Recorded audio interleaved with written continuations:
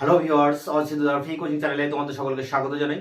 আজকের এই ভিডিওটিতে তোমরা যারা কলকাতা বিশ্ববিদ্যালয় বি ইতিহাস অনার্সে 6 সেমিস্টারে পড়ছো, তোমাদের যে ডিএসই বি3 পেপারটি রয়েছে জাপানের ইতিহাস, এই পেপারটির একটি গুরুত্বপূর্ণ প্রশ্ন 1902 এর ইঙ্গো জাপান চুক্তির শর্ত কি ছিল, এবং আরেকটি প্রশ্ন 1902 এর ইঙ্গো জাপান চুক্তির গুরুত্ব কি ছিল।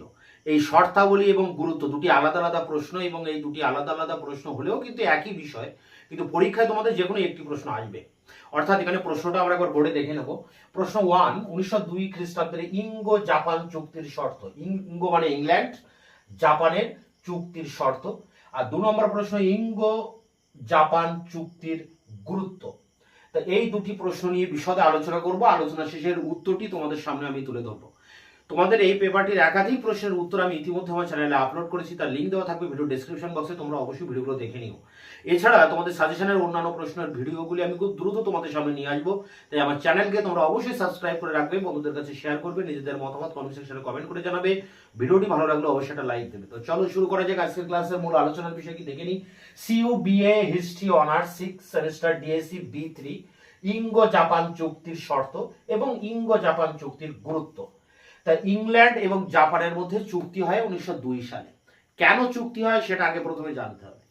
দেখো, প্রাচ্য মানে দূর প্রাচ্যে যেখানে জাপান অবস্থিত, জাপানের পাশে কোরিয়া আছে, কোরিয়াতে জাপানের স্বার্থ আছে, আবার চীনেও জাপানের স্বার্থ আছে।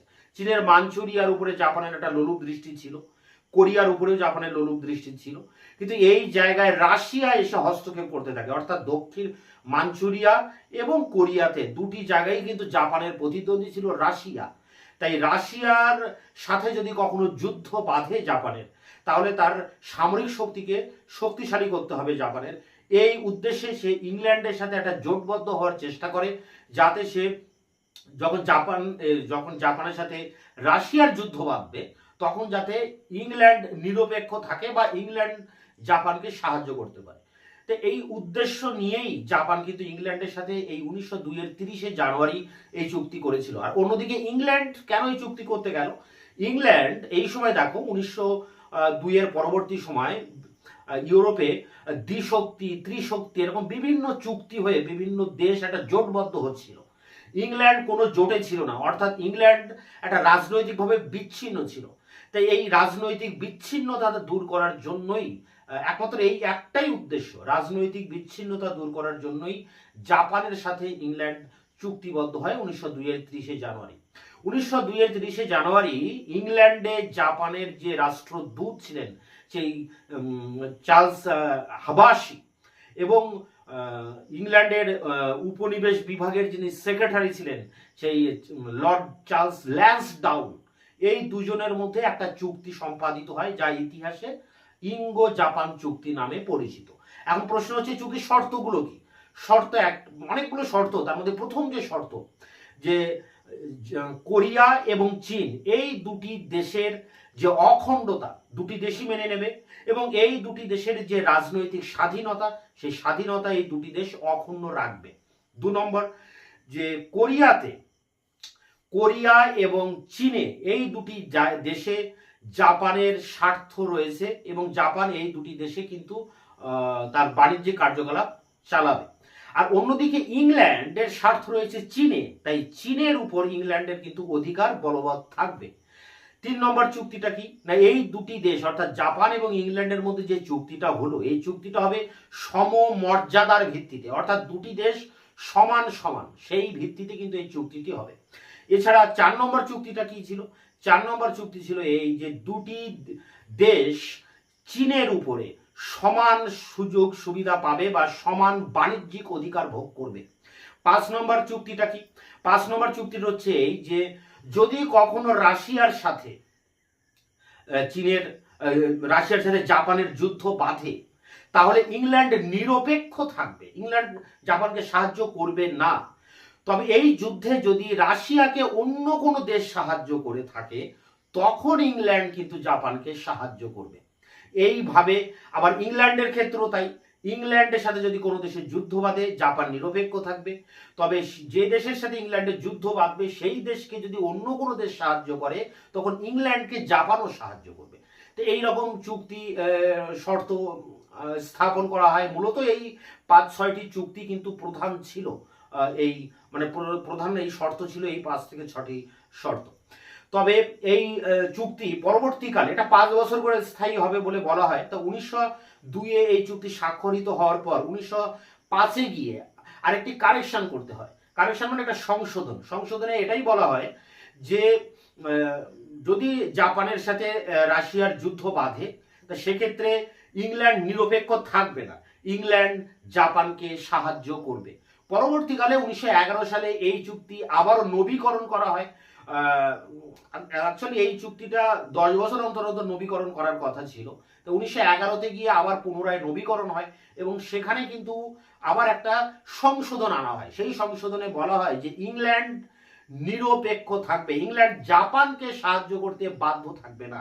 তো যাই হোক, এই চুক্তির পর এর যে গুরুত্বটা কি, এর গুরুত্ব হচ্ছে এই ইংল্যান্ডের দিক থেকে যদি দেখা যায় যে ইংল্যান্ডের যে রাজনৈতিক বিচ্ছিন্নতা, সেই বিচ্ছিন্নতা দূর হয়। এখানে ফেয়ার ব্যাংক, ঐতিহাসিক ভিনাক, এনাদের মতো ঐতিহাসিকরা বলছেন এবং ফেয়ার ব্যাংকের পাশাপাশি এজেপি টেলর, এনারা বলছেন যে ইংল্যান্ড এই চুক্তিটি করার ভিতর দিয়ে ইংল্যান্ডের যে রাজনৈতিক বিচ্ছিন্নতা চলছিল বহুদিন ধরে, সেই রাজনৈতিক বিচ্ছিন্নতার অবসান হয় এবং জাপান শতপ্রণোদিত হয়ে এই চুক্তির পর ইংল্যান্ডকে বিভিন্নভাবে কিন্তু সাহায্য করতে থাকে এবং ইংল্যান্ড প্রাচ্য দেশে তার কর্তৃত্ব বিস্তার করার একটা সুযোগ পায় জাপানের মাধ্যমে। অর্থাৎ যে ইংল্যান্ডের দিক থেকে যদি দেখা যায় তা অনেক গুরুত্বপূর্ণ এবং তাৎপর্য বহনকারী ছিল এই যুদ্ধ। অন্যদিকে জাপানের ক্ষেত্রেও এই চুক্তিটি কিন্তু ছিল গুরুত্বপূর্ণ। সমমর্যাদার ভিত্তিতে সে একটি পাশ্চাত্য দেশের সাথে এই চুক্তিটি করাতে তার মান মর্যাদা অনেকটাই বেড়ে যায় এবং সে কিন্তু পরবর্তীতে এই চুক্তির ফলে তার সামরিক শক্তি সেটা অনেকটা বৃদ্ধি পায় এবং সে সাম্রাজ্যবাদী কার্যকলাপের দিকে এগিয়ে যেতে থাকে। তো এটা ছিল জাপানের দিক থেকে জাপানের গুরুত্ব, আর ওটা ছিল ইংল্যান্ডের তরফ থেকে ইংল্যান্ডের গুরুত্ব। তো এই হচ্ছে দুটি মূল বিষয়। একটা হচ্ছে এই চুক্তিটি যে হচ্ছে 1902-এর 30শে জানুয়ারি এবং এই চুক্তি হওয়ার পরে যে শর্তগুলো রয়েছে সেটা নিয়ে একটা প্রশ্ন, আর একটা হচ্ছে গুরুত্ব দুই দিক থেকে।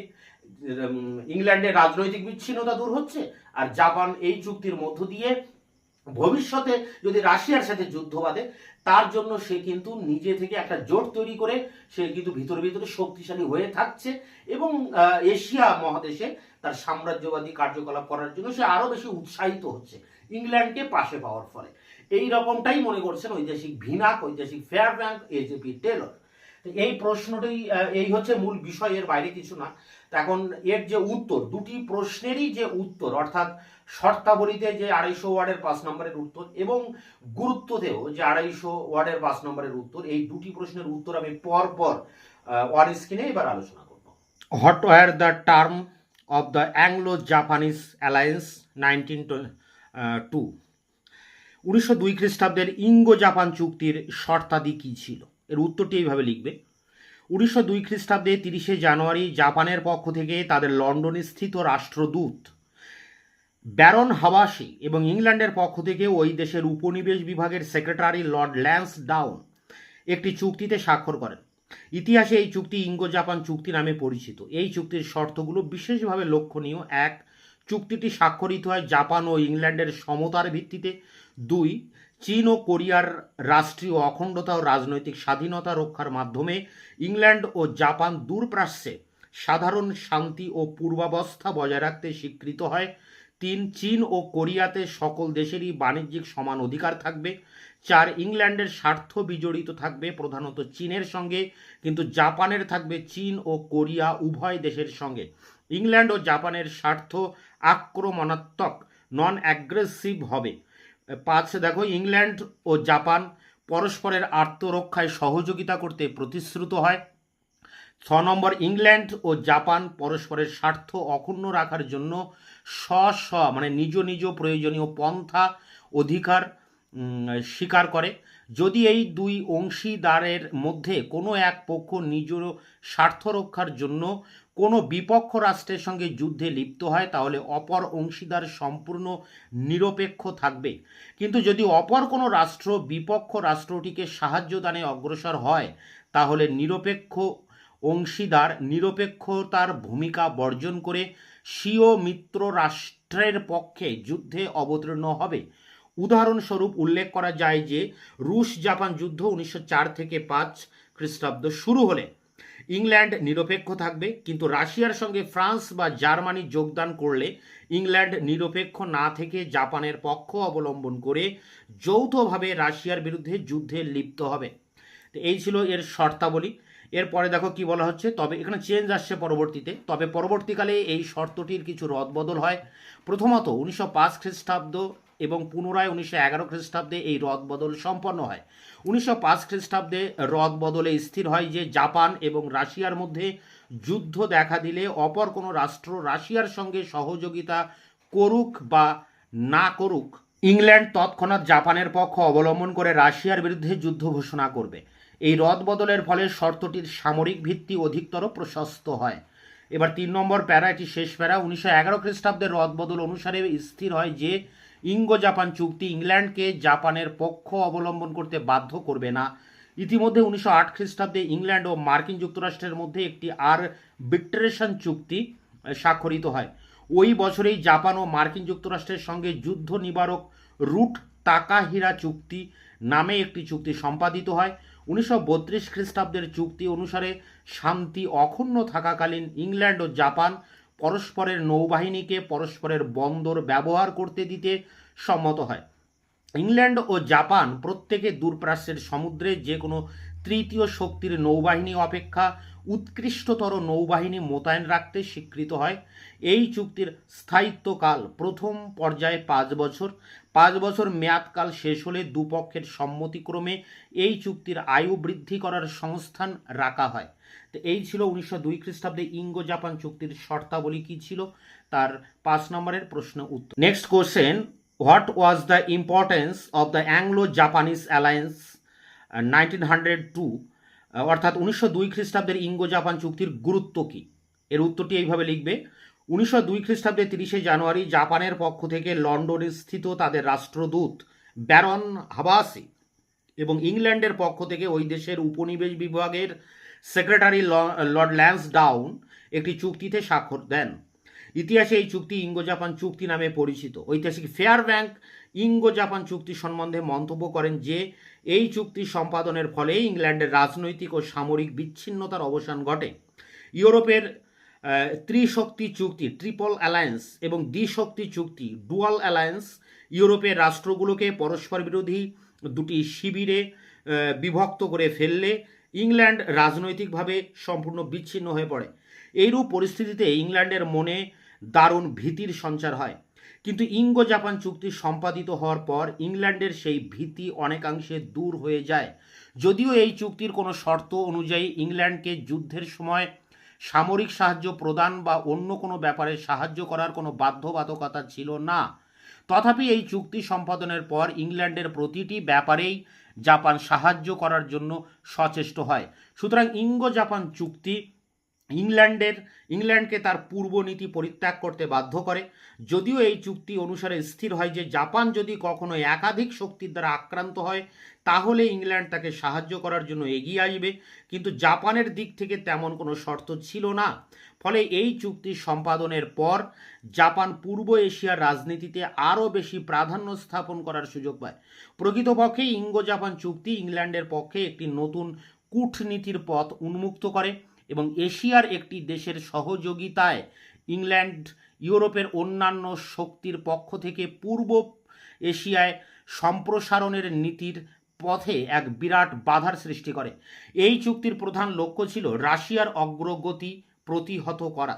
তবে এই চুক্তির ফলে একদিকে যেমন ইংল্যান্ডের রাজনৈতিক বিচ্ছিন্নতার অবসান ঘটে, অপরদিকে জাপানের শক্তি বৃদ্ধির পথ উন্মুক্ত হয়। নেক্সট প্যারা, এটি লাস্ট প্যারা। ঐতিহাসিক ফেয়ারব্যাঙ্ক ও ঐতিহাসিক ভিনাকের মতে ইঙ্গো জাপান চুক্তি ইংল্যান্ডের বিচ্ছিন্নতার অবসান ঘটায়, কিন্তু জেপিটি বিউরির মতে ইঙ্গো জাপান চুক্তি দূরপ্রাচ্যে ব্রিটেনের বিচ্ছিন্নতার অবসান ঘটায়। বিউরির এই মতটি বিশেষভাবে প্রণিধানযোগ্য, কারণ ঐতিহাসিক এজেপি টেলর মনে করেন যে এই চুক্তিটি ইংল্যান্ডের বিচ্ছিন্নতাকে আদৌ দূর করেনি, কারণ সেই যুগে আন্তঃরাষ্ট্রীয় রাজনীতির প্রধান কেন্দ্র এবং ইঙ্গো জাপান চুক্তিটি কোনোভাবেই সেই মূল কেন্দ্রের উপর প্রভাব বিস্তার করতে পারেনি। সুতরাং ফেয়ারব্যাঙ্ক ও ভিনাকের মত আংশিকভাবে গ্রহণযোগ্য হলেও পুরোপুরি গ্রহণযোগ্য নয়। তো এই ছিল 1902 খ্রিস্টাব্দের ইঙ্গো জাপান চুক্তির গুরুত্ব। এই দুটি প্রশ্নের মধ্যে একটি তোমাদের পরীক্ষায় কিন্তু আসবেই, হয় শর্তাবলী আসবে নতুবা গুরুত্বটা আসতে পারে। তাই তোমরা এই দুটি প্রশ্ন অবশ্যই ভালো করে যাবে, এখান থেকে একটি প্রশ্ন তোমরা কমন পাবে। তোমাদের এই সিলেবাসের এবং সাজেশন অনুযায়ী অন্যান্য প্রশ্নের উত্তর নিয়ে খুব দ্রুত তোমাদের সামনে আমি আবার ভিডিও ক্লাস নিয়ে আসবো। ততক্ষণে তোমরা চ্যানেলকে অবশ্যই সাবস্ক্রাইব করে রাখবে, বন্ধুদের কাছে শেয়ার করবে, নিজেদের মতামত থাকলে কমেন্ট সেকশনে কমেন্ট করে জানাবে। ভিডিওটি ভালো লাগলে অবশ্যই একটা লাইক দেবে।